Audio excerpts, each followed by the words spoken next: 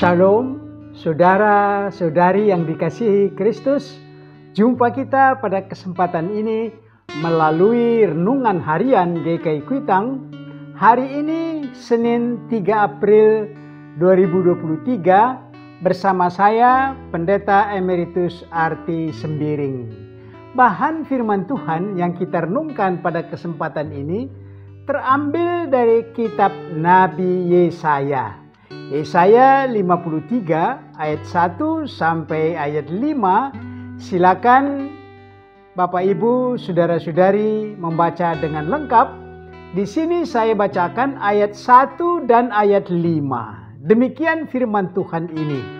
Yesaya 53 ayat 1 dan ayat 5. Siapakah yang percaya kepada berita yang kami dengar? Dan kepada siapakah tangan kekuasaan Tuhan dinyatakan? Ayat 5. Tetapi dia tertikam oleh karena pemberontakan kita. Dia diremukkan oleh karena kejahatan kita. Ganjaran yang mendatangkan keselamatan bagi kita ditimpakan kepadanya, dan oleh bilur-bilurnya kita menjadi sembuh. Demikian firman Tuhan ini. Berbahagialah orang yang mendengar firman Tuhan dan yang melaksanakannya dalam kehidupan sehari-hari. Amin. Dari ayat ini tema kita berbunyi nubuat telah genap. Saudara-saudari, nubuat atau ramalan cukup menarik untuk diketahui. Di dunia modern pada zaman ini pun ramalan mendapat perhatian besar. Pada saat pergantian tahun, apakah itu tahun Masehi, tahun China, tahun Jawa, dan lain-lain, selalu diiringi dengan ramalan apa yang akan terjadi pada tahun itu.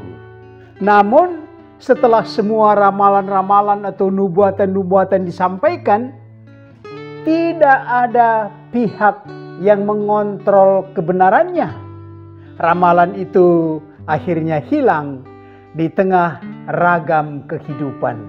Saudara-saudari, nabi-nabi Tuhan mendapat tugas menasehati umat Tuhan pada zaman mereka.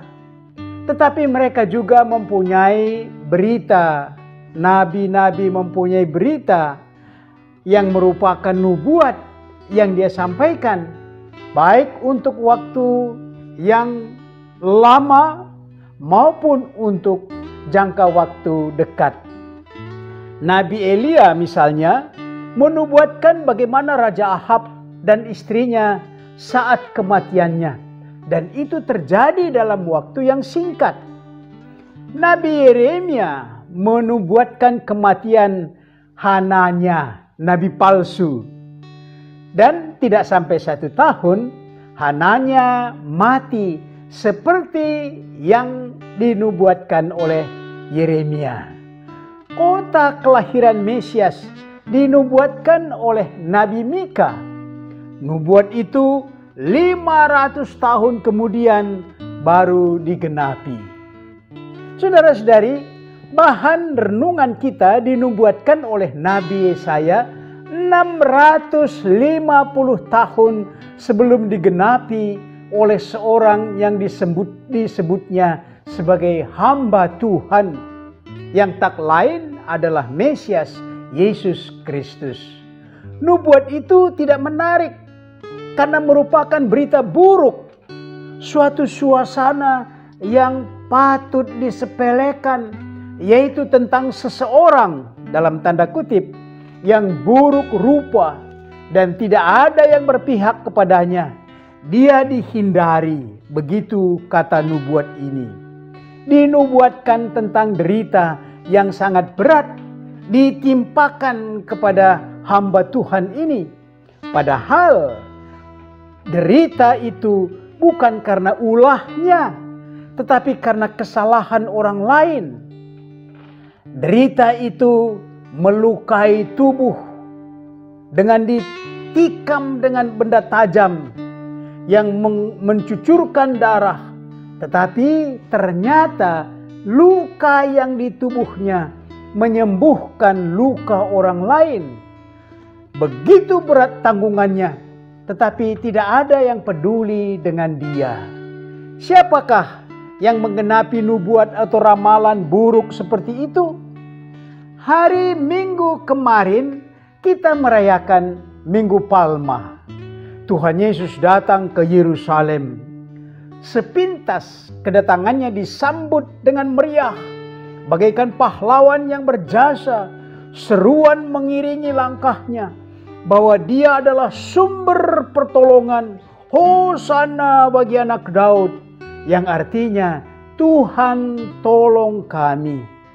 Tidak ada seorang pun, baik nabi, tua-tua, para imam, kaum terpelajar seperti orang Farisi dan ahli Taurat, mereka inilah yang bertanggung jawab untuk mengkaji berita nubuat-nubuat para nabi untuk umat Israel. Tetapi tidak ada yang menemukan nubuat tentang penderitaan Mesias ini.